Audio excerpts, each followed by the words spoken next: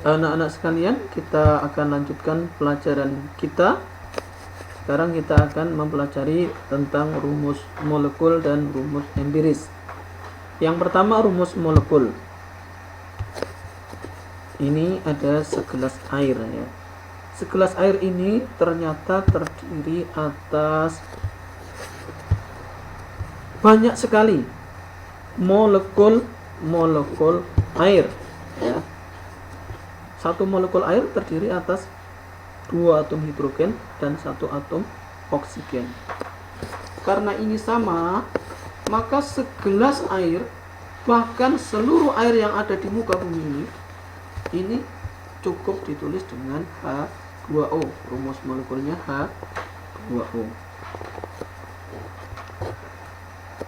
Berarti ini kalau rumus molekul itu menggambarkan keadaan yang sebenarnya, keadaan sebuah molekul.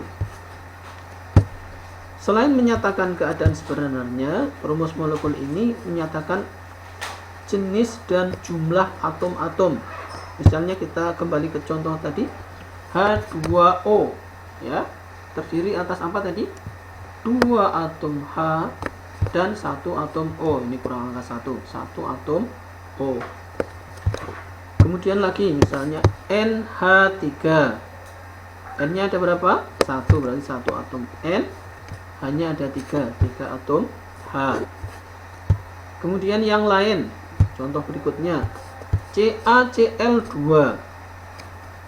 Tadi coba kali kita ingat bahwa setiap unsur, baik yang 1 huruf, 2 huruf atau 3 huruf, mempunyai 1 huruf besar. Maka Ca ini tidak boleh C, 1 unsur C, kemudian A kecil, 1 unsur lagi yang lain, tapi ini satu kesatuan, sehingga ada 1 atom Ca, 2 atom Cl. Contoh berikutnya MgOH 2 kali. Ini setelah dikurung kemudian ada angkanya, berarti jumlah atom-atom yang ada di dalam kurung dikalikan angka setelahnya. Maka ini O-nya akan ada 2, hanya ada 2, sehingga 1 atom Mg, 2 atom O, dan 2 atom H. Kemudian contoh berikutnya CuSO4 titik 5H2O. Titik ini tidak berarti kali, tapi ini cara penulisan untuk menunjukkan bahwa ini adalah kristal, yaitu apa? Garam yang menyerap air, Ini maksudnya garam CuSO4 yang menyerap 5 molekul H2O. Kalau kita ilustrasikan kira-kira seperti ini. Ada CuSO4 kemudian menyerap 5 molekul H2O.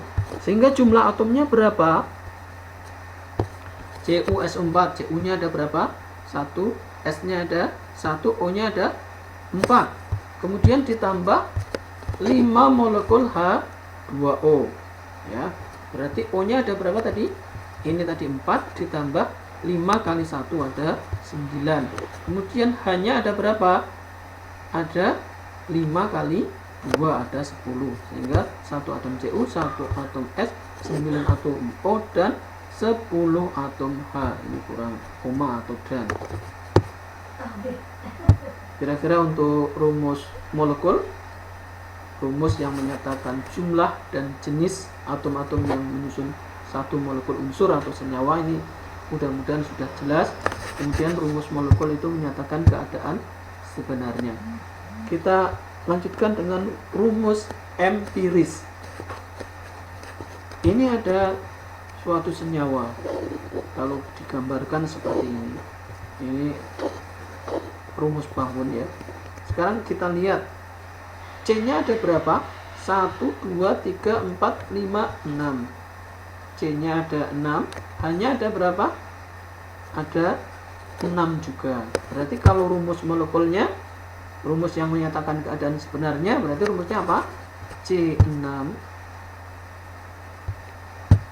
kemudian H6 C6H6. Rumus empirisnya apa? Rumus empirisnya adalah CH. Ini contoh pertama tadi namanya benzena. Kemudian kita ambil satu contoh yang lain. Ini adalah tabung untuk apa? Tabung apa untuk mengelas? Namanya gas asetilen ya. Gas asetilen. Rumusnya ini di tabungnya sudah ada, kelihatan apa tadi? C2H2. Berarti rumus molekulnya adalah C2H2. Rumus empirisnya apa? Rumus empirisnya CH. Nah, berarti rumus empiris itu rumus yang bagaimana? C6H6 jadi CH, C2H2 jadi CH. Rumus yang menyatakan perbandingan paling sederhana dari unsur-unsur yang menyusun sebuah molekul, khususnya sebuah molekul senyawa.